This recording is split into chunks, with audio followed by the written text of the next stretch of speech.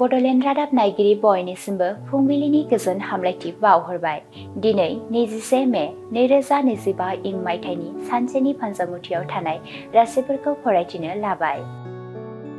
मेष राशि, गोदान मानसि लोगो मोनगोन, गोरोबलायनानै थानो हागोन, रंजा खुसिजों साना बारलांगोन।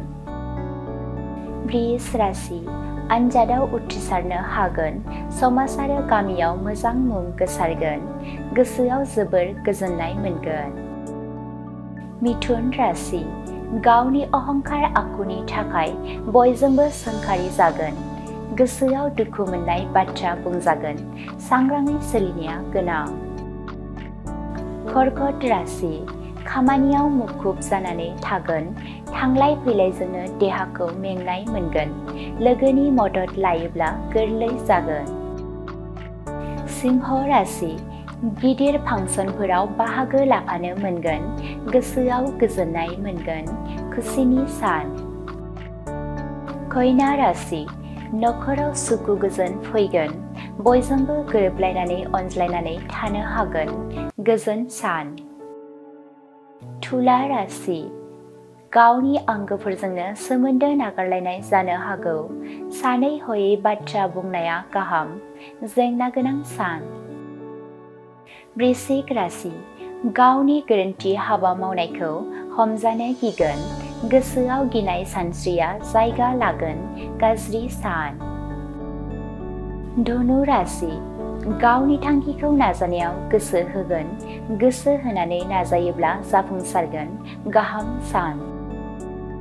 मकर राशि, सोरनिबा बुंनाय रावा गोसोआव दुखु मोनहोनो हागौ, गोसो हमथाना सोलिनाया गोनां, हेंथा गोनां सान। कुम्भ राशि, बेरामाव गोग्लैसोनायनिफ्राय आरायग' मोनगोन, गोग्गो देहा मोनफिनगोन, गोसोआव गोजोननाय मोनगोन। मीन राशि, गोजान जायगाफोराव बेरायहैनो मोनगोन, गोसोआव गोजोन खुसि मोनगोन, रंजा खुसिनि सान। दिनैनि राशि फरायथिनाया एसेनोसै। बेजों लोगोसेनो दिनैनि साना बुहुमनि साफ्रोमबो सुबुंफोरनि थाखाय गाहाम जाथों, बेनि थाखाय बड'लेण्ड रादाब नखरनि जानानै इसोरनि खाथियाव आरज गाबनाय थाबाय। गोजोन्थों।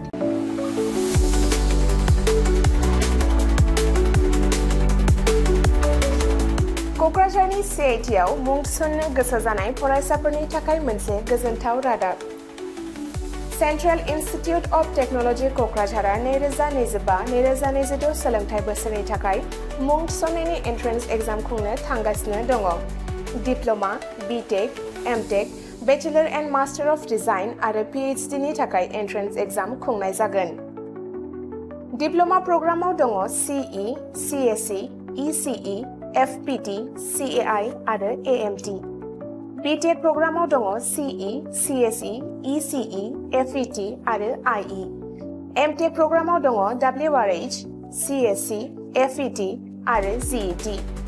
बेचेलर अफ डिजाइन आरो मास्टार अफ डिजाइनआव दङ MCD आरो PhD नि थाखाय CE, CSE, ECE, FET, IE, ME, physics, mathematics, chemistry आरो HSS। बे समाव अनलाइन आर'जलाइ लानाया सोलिगासिनो दङ आरो बियो फैगौ 31 मेसिम थागोन। डिप्ल'मा, BTech आरो MTech नि एन्ट्रेन्स एग्जामखौ फैगौ 8 जुनाव खुंनाय जागोन आरो PhD नि एन्ट्रेन्स एग्जामखौ 15 जुनाव खुंनाय जागोन। आबुङै मिथिनो थाखाय एडमिशन सेल CIT क'क्राझारनि मबाइल नम्बर 9365031406 आव सुलाद लानो हागोन एबा query 2025@cit.ac.in आव इमेल खालामहरनो हागोन। बेनि अनगायै cit.ac.in एबा admission.cit.ac.in बे मोननै वेबसाइटआव हाबनानै नायनो हागोन।